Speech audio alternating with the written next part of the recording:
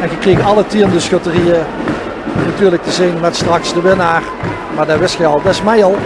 En dat zal de hum krijgen. De hum gaat naar Meijel.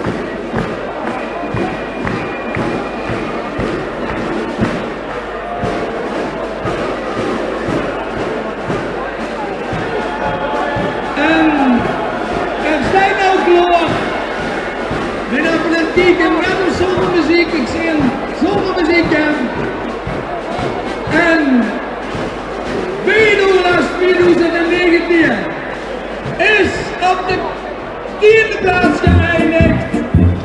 Wilhelmina Hingen en het zestal Kummelen. Maar de 10e plaats is er voor schutterie Wilhelmina Oedet Hingen.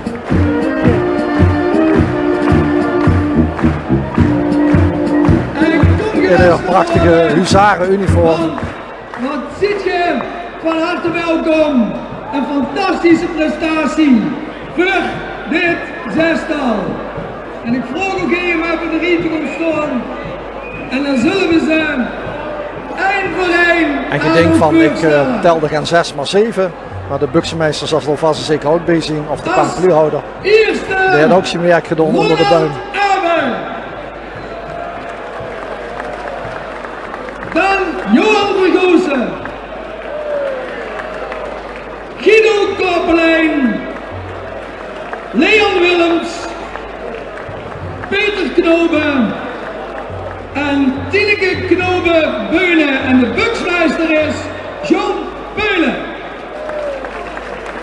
En de 10e plaats gewonnen, doordat er 130 afgevallen zien, is natuurlijk een geweldige prestatie.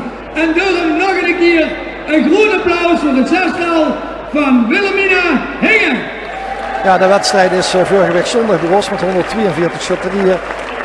Nou, en we kregen nu de beste 10 te zijn. En dat is inderdaad een prestatie.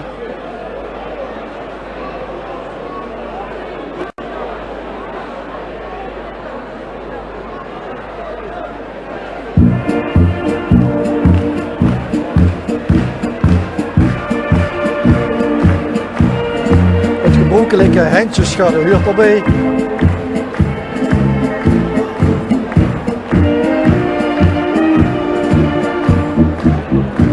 Het bestuur van de OLS-federatie staat op de bühne. En dan even ook de organisatie van het OLS in Zevenum en het zestal uit Zevenum dat vorig jaar heeft gewonnen. Zevenum moet dadelijk de afgeven en overhandigen aan Meijel. Maar eerst de nummer 9.